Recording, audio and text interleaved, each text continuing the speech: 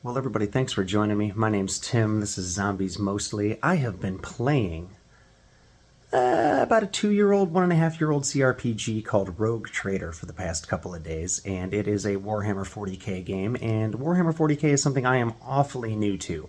I played a long time ago, and we're going to say 94, 95, when I was in high school. Yes, I'm old.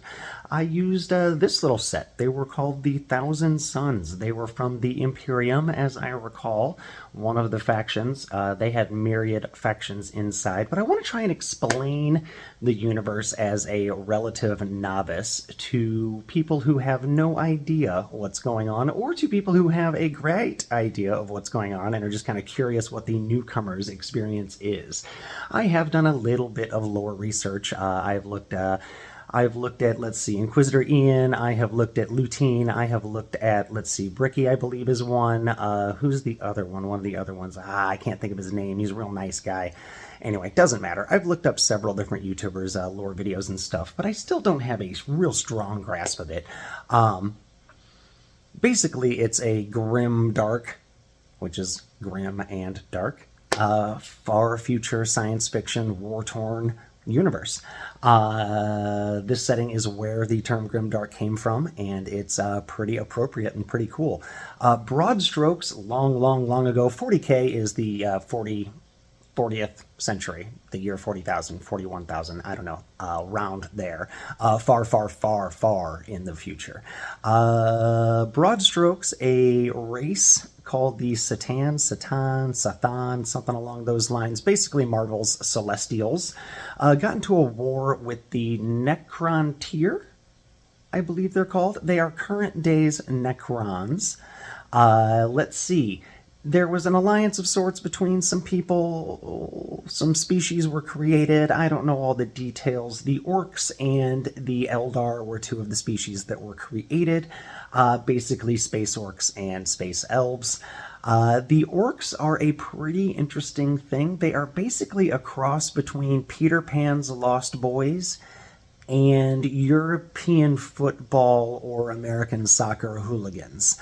They are just an incredibly war-torn society. They are built to fight, and they've got a unique, almost like spiritual imagination, where if enough of them believe something, it becomes true.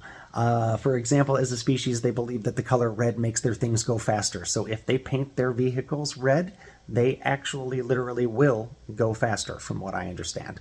Very cool species. A lot of fun to play. Very cool. The Eldar are a little bit weird. They're basically like super techno elves, and I think a little on the rapey side. I'm pretty sure they have created... I'm not going to censor myself with that word. I just don't care. I think they've created quite a few sub-races by kind of spreading their genes around the galaxy. They use a lot of high-tech, a lot of warp manipulation. Warp is basically Warhammer's hyperspace, but it's also Warhammer's hell, but it's also kind of like the space from like Dan Simmons' Hyperion series where like the lions and tigers and bears lived. It's multidimensional, it's a different realm, and we're going to get to that. Next up is the Imperium of Man. Even in the year 40k, mankind still exists. And they are basically, oh gosh, how to even put it? We are so far into the future of like cataclysms and things gone wrong that we treat our technology as religious artifacts. Technology is completely stagnated. We have multiple factions within the Imperium that work with the technology, most primarily the Adeptus Mechanicus, who have some leeway and are allowed to kind of fidget with and service the technology.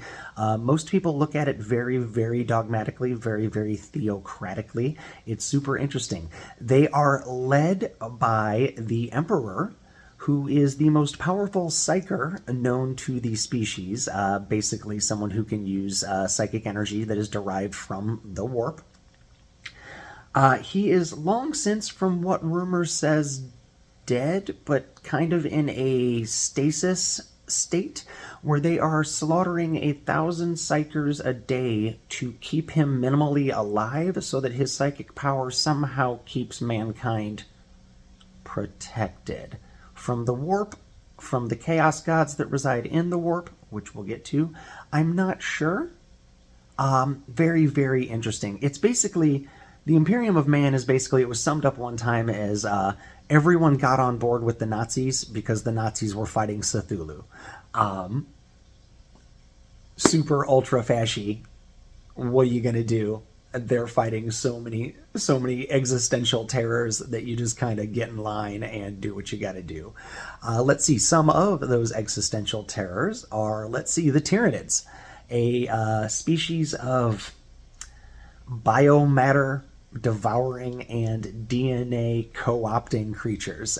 From what I understand, they mostly appear as like existential horrors in man's mind. Too many legs, too many arms, sharp points everywhere, giant mouths full of teeth to grind and chop and chew.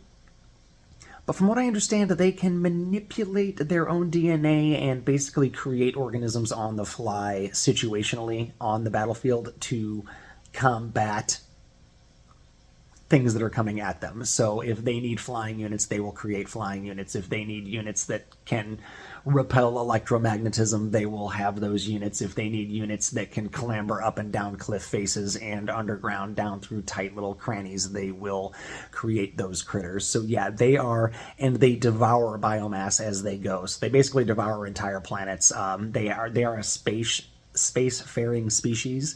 So yeah, super cool, super existential. They're arranged in fleets, from what I understand, but I don't exactly know how all that works. I'm not going to pretend to understand. I think they have hive minds, but I'm also not sure. And there's one that's acting weird. I've read about it. It's building structures and stuff on a planet somewhere. I don't know what's going on with that.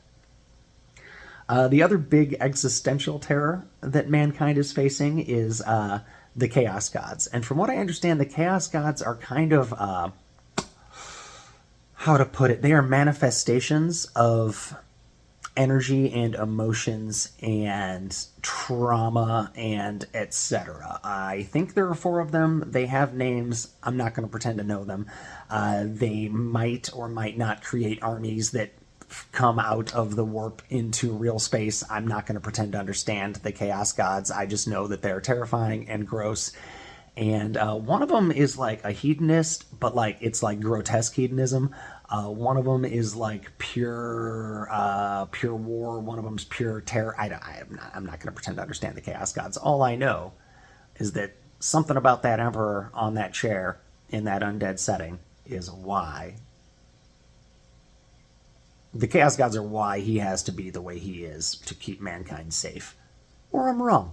Who knows? I'm new to this, but it's cool. And it's deep, and I'm like so deep into the rabbit hole that I'm not really sure where I am anymore. But yeah, what started out as a little tabletop game in the late 80s, early 90s between friends and miniatures and dice has turned into this multimedia empire. Henry Cavill's got a TV show, I guess, coming out still. I don't know for sure. Multiple video games, quite a few third-person shooters, several CRPGs. The most recent one was Rogue Trader, which I'm playing right now and loving the ever-loving heck out of. The next one coming up by Owlcat Games is called Dark Heresy, I believe, and there's a big Roman numeral 1 behind it, so it looks like they're starting a new franchise with this.